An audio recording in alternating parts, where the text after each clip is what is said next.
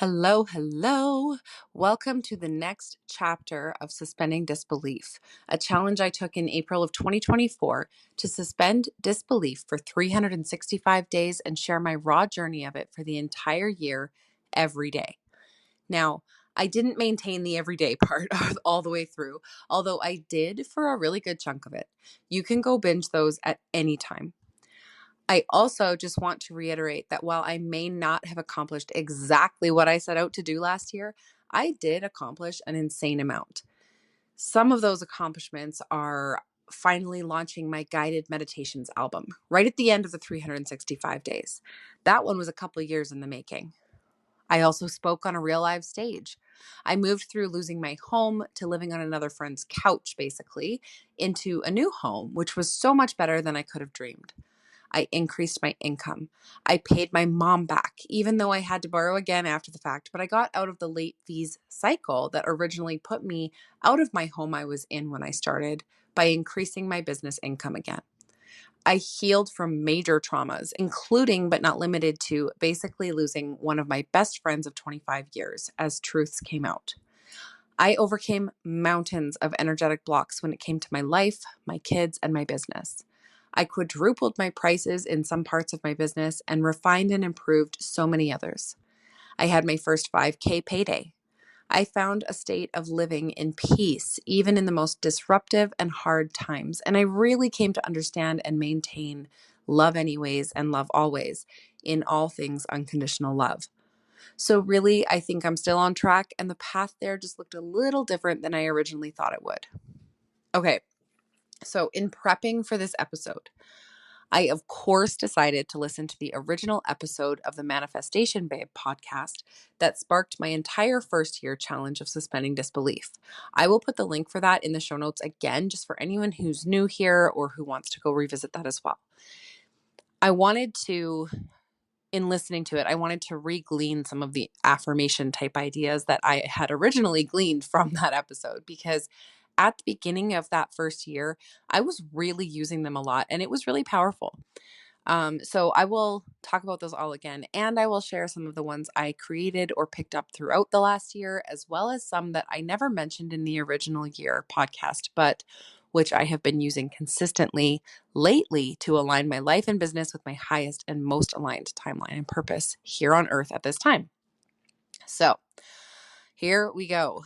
Okay, the ones I got from her originally. So I'm going to touch on them and I'll probably explain a little bit as well. So she talked about how where you currently are is your worst case scenario. If you were to get worse than where you are right now, you know how to get back to where you are again because you've done it before. So you can always come back here, right? So the better it gets, the better it gets. And you cannot actually land in a worse place than where you are right now. So that is actually really hope inspiring, right? And it was a concept that sort of takes away the fear of what if I take this leap of faith and it makes things worse, right? It removes that fear because even if it does do that temporarily, you can always come back to where you are now. So another one was, what if I lived my life as if my prayers had already been answered or my dreams had already come true? What if I lived my life as if my success was inevitable? What would happen if I suspended all my doubts for just 1 year of my life? What if I lived my life as if the law of attraction were absolutely real and I had no doubts about it at all? And this was the thing, right? This was the basis of her experiment. This was the basis of my challenge that I set for myself and for a few other ladies as well last year, was to suspend all disbelief for a year and see how far we got, right? She said that herself and James Wedmore, who I'm not even really sure who that is, but that's who she mentioned, had both sort of come up with the same phrase separately, and they weren't sure who had picked it up from the other, but it was, my success is inevitable and I am always on the right path. So that was like the main affirmation that this whole challenge was based around, right? Another reminder she mentioned was that the universe works in the 11th hour. So if you wait 6 months for nothing to happen, what would that do to you? You have to remember that it might take all 12 months, right? So there's this like never give up hope aspect to it. And it really shifts the perspective on the way that you look at things, the way that you, stop assuming that one negative thing equals I failed at this. And it made a huge, huge difference. There was some points I remember throughout the year where I was finding so many reminders of that, of the universe working in the 11th hour. There was I think like a video by Amanda Francis where she was talking about keep on manifesting until after you're dead, or or like something along those lines. Like it was, you have to keep believing even past the deadline, and it will always work out if you do that kind of thing. So, and then also I read the book, The Big Leap, last year during around that same point where I was really focused in on that universe working in the 11th hour. And it was very tied in. I highly recommend that as well. Another one was, I found it was really interesting, actually. She started her original experiment of this in May as well, you guys. So spring is definitely the time for new goals, new seeds to plant, and not the new year, right? Not the Gregorian calendar new year. The time where these things really come into alignment and have more power when we're planting the seeds for them, when we're just starting them out, is in the spring. And so the original one that I did, I started on April 23rd, 2024. This round, the next chapter of Suspending Disbelief, I am starting on May 1st, 2025. And I'm not sure exactly what day in May she started, but she had also started her original round of her experiment, as she calls it, in May. So this is really something to take note of and be aware of, is that if you are still trying to manifest based on a calendar year instead of an astrological year, or a natural seasonal cycle year, this works a lot better. It really aligns better just with the energy in general. So, and what I wanted to point out about this, aside from the fact that she started in May, was that the actual first evidence, like the first major evidence that she saw that her experiment was working, was not until New Year's Eve, when she started in May. So like 8 months, you guys. You have to keep going until you hit that tipping point. Hold the faith until you die, as Amanda Francis, and I think even actually the manifestation babe lady, I cannot remember her name right now, I totally just blanked on it, but both of them have said it like that, where it's just like, keep believing until you die, like don't ever stop. And it's actually really, really powerful when you do that. It's just like, no, there's no option of giving up on this belief. So very, very key. An important question that she asked: are you willing to go 6 months or more in suspending disbelief without any results in exchange for your dream life? Like, are you the kind of person who's going to give up, right? So I did do this last year, even if my results were a little bit wobbly, even if I got kind of off and on the track for what I was specifically manifesting, what I was specifically suspending disbelief about. I did do this. I continued to suspend disbelief and keep that as a focus and keep it in my mind, and keep reviewing for the entire year. And I will say, even though some of the results were different just because of my own, again, lack of focus, right, where I had just so many manifestations I was trying to do at once. Aside from that, like, I made huge strides. I had a lot of progress that happened in the last year. And those ones I mentioned at the beginning of this episode were like, that's just a few of them. That's not even everything that happened. So, this is definitely powerful. It definitely works, right? And that is also why this year I'm doing it again. And I'm doing it again, but I am doing it more intentionally and with a narrower focus this time, right? And we're going to see how far that takes me this year. And it's just a really interesting experiment. It's something that it's very powerful, the taking time to reflect on your daily life.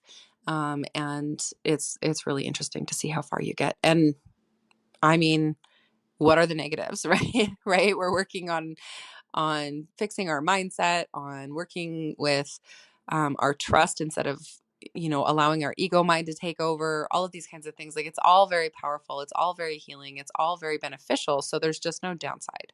So are you willing to go that 6 months or more in suspending disbelief without any results in order to manifest your dream life? And hell yes, I am. Right? So are you? So this is not a quick fix, though. There's a lot of inner work to be done. It's a simple process, but not an easy one. So keep that in mind. Because you can either be the why bother kind of person who's like, oh, I've gone 6 months believing and it's not doing anything, so I give up. Or are you one of the ones who will do it and go all the way through and see it through to the end and have the results that brings you? So there we go. That was kind of the things I pulled out of listening to her episode again. So now the ones that I came up with or discovered in the in-between, like during the last 365 days, which honestly, I guarantee you I will not remember them all. And even though I jotted down some notes, I'm sure I did not bring them all back up. They may come back again as I move forward throughout this year. They may not. Maybe they were just there for the moment. But here are a few of them. Okay, so as I heal myself, I heal the collective. This was a big one for me. It reminds me that there's an even bigger purpose to all of this, and not to fall off of my own suspending disbelief path because others are relying on me, others are inspired by me, others are following in my footsteps. So my healing is important because it helps to heal the collective. This is really tied in with another one of mine, which is trusting the world to keep spinning on its own, right? And just letting it do that and not feeling the need to control the outcomes of others. While I know that my journey is important to maintain because others are inspired by it, I'm not taking responsibility for their inspiration or their journey. And so if they fall off, that's not on me, kind of thing. Another one was electrons. So this one was based on Jess's explanation near the beginning of last year of how manifestation really works through the lens of an atom, where there are protons and neutrons on the inside and electrons circling on the outside, and electrons being the negative charge, which of course we have this perception of negative and positive, and I've talked so much about that. But with it being the negative charge, it's that reminder that the negatives are on the outside and we must pass through them to get to the positive particles on the inside. So when you're manifesting, expect that hard things are going to come first, and that when you continue to believe through those hard things, you will arrive at those positives on the inside, right? When you continue on. So that was a really powerful one last year. My success is already here. So the original affirmation was my success is inevitable. And that is a really powerful affirmation, you guys. But when I sort of hit my tipping point where I did start noticing like manifestations were arriving and the positives were starting to happen and everything, was I switched into this mentality of my success is already here, and really living in what I would call like the gratitude rampage mentality, just really seeing everything through that lens of like how amazing it is. Even the hard things, how they are benefiting me, seeing the silver lining, cup is half full, all of that. So I'm calling that, I never officially named it that or anything, but I'm calling that my success is already here mentality, living in the gratitude rampage mentality. That is just a way of living that I have now adopted probably from, I'm not even sure when it was exactly during the last year, but at least halfway through the last year, all of a sudden I had this switch flip, and it really, even though I've always been a positive aspect kind of person, like I've always seen the positive sides, my perception really flipped to where I was like almost always in that mindset. And that's really powerful. And when you're in that mindset, you are learning, growing, and you are enjoying every day, even when the hard stuff happens. So that one's really big.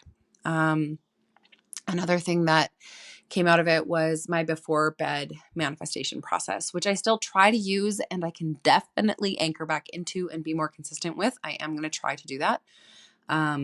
This is where I call in my guides to support and deliver to me my manifestations. I'm asking for the specific things I'm manifesting in writing, and I'm basically giving that over to them to deliver, and then choosing to be open and asking to be opened to receive them in the most aligned way possible. Okay, and you guys, there may be the occasional interruptions in these audio podcast. I'm keeping this raw and real, just like I did last year. I will try not to have massive interruptions, but I'm not going to edit like crazy. I'm not going to, edit my life so much anymore. It's just like, this is who I am. And I find that it's a really powerful way of showing up in the world, and that it is really helpful, for the people who are following and listening. So I'm going to keep that going. So if you just heard a bang, that's why. Anyways, continuing on. So,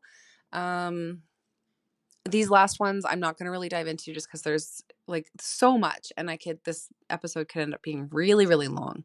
But some of the things that came up as I was sort of skimming through and trying to remind myself of what came up over the last year. Universal breadcrumbs was a big theme, just, really following the little pieces that you notice. The Big Leap book, which I already mentioned, really starting to appreciate contrast, which is, again, sort of that my success is already here, and living in that gratitude rampage mentality, appreciating that contrast and just knowing that it is highlighting for me what I do want instead of what I don't want. Einstein time, and just, I always have enough time to accomplish everything that I want to accomplish. That was a really, really big mindset shift for me. And then manifesting past the deadline, like I mentioned. And yeah, oh my gosh, I could dive so much into each of these, right? And probably will again, but not in this episode. So now here are three, these ones I've been using lately that have been really, really impactful. And I have not ever mentioned these on the podcast in the past. So these are more questions. These are more like questions to frame my mindset into than affirmations or ideas per se, right? So, number one, what am I currently automating, systematizing, or aligning with my big vision? And this is especially applicable to my business, or for those of you who have businesses, but it also doesn't have to be. Okay. You can automate outside of business as well, with things like bill payments, so your bills are never paid late. You can systematize the way your chores work in your house with your kids, so that your chores don't get bored with one task or argue that someone else has easier chores than they do, and so on.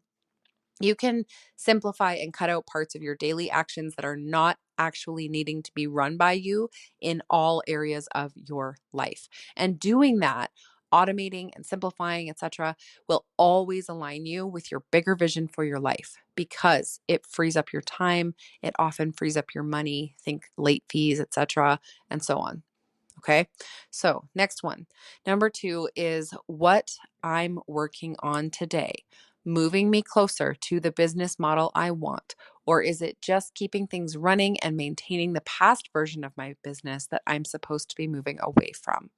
Okay. So this is getting really intentional in making sure that I'm not just sort of maintaining the status quo, that I am actually shifting towards the business model that I want. This is obviously super specific to business. Okay. That's okay though, since I think that most of you who listen are entrepreneurs anyway. But this one is about really intentionally taking actions every day, right? To create a business that runs without my time or my presence. And, even outside of business, I'm sure that you can apply this concept, into your life. So I'm just trying to think like, uh, you know, if the life that you want to live is one where you travel a lot, are you actively working towards that? Are you, choosing to travel in a small way? Like I've mentioned before on the podcast, where it's like, live the life you want to live right now. Don't wait. It might be a smaller version or on a smaller scale, but do it now. Don't wait. So, there's that as well. But for me, this one is very much about my business. This is taking those actions every day to create a business that runs without my time and without my presence, so that I can go on vacation, I can go camping, I can do whatever it is that I want to do, or I can have a week where things are just really, taking all my time with my kids, and my business still runs, brings me money, and so on. Okay. Also, in the long run, not that I see myself wanting to, because I really love what I do, but this is the kind of thing that long term makes it so that your business can be sold for a ton of money, right? And still run without you once you've reached that sort of next level success with it. being able to sell it as like a big, like, here, this machine already works, right? And also without breaking the brand, quote unquote, right? Per se. Because one of the biggest mistakes that most entrepreneurs make is building a super unique, powerful brand that is based around them as a person. So nobody else can really run it. So that makes it impossible, right? To outsource, to maintain without burning out, to scale without, again, burning out, to have it be something that you can hand off to someone else. So if you want to someday completely retire, but still have the money that your business has created, you want to be able to get it to the point where you can sell it and pass it off to someone else and walk away entirely, right? And just have a big payday kind of thing. So I am slowly shifting away from that model of the brand being me, so that someday if I decide I want to, I have that ability. It also means in the meantime that I can outsource pieces of it and get help, right? I can, as I scale, I can hire parts of it out that are not necessarily needing to be run by me. So that's a really important one on my business journey. And finally, number 3, the last set of questions I've been asking myself is, or are, how am I making today stand out? How's it special? Is it going to be worth remembering? And this one has probably been the most transformational, in that I am no longer willing to let the days slip by in the humdrum of monotony that most of us live our lives in, right? I want deep connection. I want exciting events. I want powerful memories, especially with my children, and I want huge transformations. I am not here to live a small life. And that's not to say there's anything wrong with a smaller life, right? But I'm here for big, bold, abundant life. And I refuse to let the small pieces be missed while building that big life. So I'm deeply connecting and building memories with my children while I'm building a business and life I can scale, right? So these 3 questions have been key and so instrumental in my journey lately at keeping me on the path to my big vision and valuing and highly prioritizing what matters most to me in my everyday life at the same time. So this is how I'm sort of keeping the balance, right? Okay, so all of these tips, all this advice, all these affirmations and reminders are great. These are a great reset for the beginning of my second round of suspending disbelief. And as I said in the last episode of the first year, I am getting way more focused and specific, I've decided 3 specific things to focus on to call into my life throughout the next 365 days instead of the big laundry list that I created last time. Okay. So this is really going to make the 3 questions I've been asking myself so much more powerful, because I will know exactly what I'm working towards. Again, those questions are: number 1, what am I currently automating, systematizing, or aligning with my big vision? Number 2, is what I'm working on today moving me closer to the business model I want, or is it just keeping things running and maintaining the past version of my business that I'm supposed to be moving away from? Number 3, how am I making today stand out? How's it special? Is it going to be worth remembering? So now I'm going to share what my 3 goals are for the next 365 days of suspending disbelief. And again, I have changed the name to Suspending Disbelief, the next chapter. Okay, number 1, I'm going to publish my first book. Okay, all last year, my guides were reminding me this was my path, and I was procrastinating it hardcore and making my life so much harder by trying to achieve the success I desired through different paths than the one I'm meant to be on. So, no more of that nonsense. By May 1st of 2026, I will have conceptualized, outlined, written, edited, and published the damn thing. The end. No ifs, ands, or buts. Okay, that's my number 1. Number 2, and this one is going to be instrumental and super supportive in making number 1 a reality, is I am going to create a business model that supports my life and my dreams so that I am enjoying the time and financial freedom I truly desire. Said time freedom will help me write the damn book. This business model looks like: number 1, I'm recreating, the programs I run that demand my presence and time to run without me there, almost completely, if not entirely. Okay, number 2, I get to create and function on my natural schedule and cycles and rhythm and support my children in doing the same while making plenty of money. And number 3, I'm going to specifically build up my passive evergreen income, stacking all the layers, automating all that I possibly can, and trusting that I can get by financially as I do so until the point where, number 3, all my debt is paid off and I have a savings account with 3 months worth of my expenses set aside in case of emergency. So those are my 3: publishing my book, financial freedom tied to my dream for time freedom, and all my debt paid off. So when I ask myself, what am I currently automating, systematizing, or aligning with my big vision?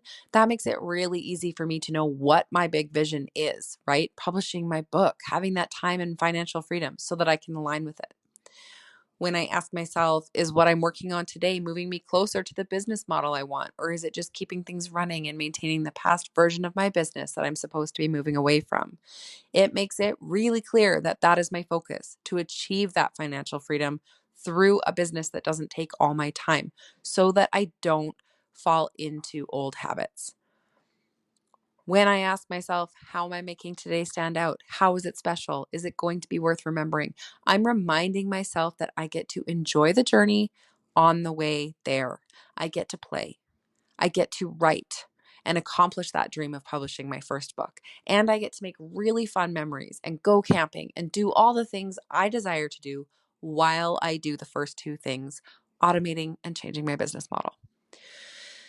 So hopefully that all makes sense. It does to me, and that's really what matters. um, as I said, this podcast is going to stay real and raw, but as I mentioned last time, I will only be doing a monthly live update and reflection as an audio episode. Aside from, obviously, this kickoff one is not necessarily so much about reflection as looking forward. But the future ones will be reflections on the past month. And I will also be doing 3 to 4 written posts per month. The live updates as audios will also probably have a written portion as well. Okay. And this is officially day 1 of the next chapter, which is what I changed the name of the podcast to reflect the shift into the next part of my life. And also because my next chapter has so much to do with writing my book. So I thought that was a little bit poetic. So that's it. Day 1, and I am starting over, but not really because I have already built so much momentum over the last year. So comment what your takeaways are. Definitely let me know if you're on the suspending disbelief train. Woo woo, all aboard. Here we go again, right? Let us all know, what are the parameters of your experiment in suspending disbelief this year? What are you challenging yourself to suspend disbelief about? Declare it, mark it on your calendar. And I almost forgot. I am keeping this podcast and even the written posts as free content through Substack, but I will be opening up the paid subscription for just $5 a month for anyone who wants to be part of the chat and share their stories privately with others who are on the train actively suspending disbelief. I am also thinking about doing a couple of interviews of other women who are participating, whether from the first year on, like who started with me from the very beginning, or who are just starting this year, it doesn't matter. So if you are interested in being interviewed for that possibly, then definitely make sure you are part of the paid chat so I know about your journey. Okay. I'm not adding coaching per se. The suspending disbelief pod thing has like closed down. That is not a thing. I'm not adding anything that takes more of my time this year, right? So you guys know, though, I love to talk to you. So if you're chatting in those chats, you know I will be there sometimes as well. Don't forget your commitment once you make it. Don't forget that your ego is going to rear its head up into your path and test you, right? But we are suspending disbelief and we're doing the damn thing anyway. So I will talk to you all again next month. I can't wait to update on my progress and reflect in this more consistent but longer chunks of time way. All right. I'll talk to you next time. Bye.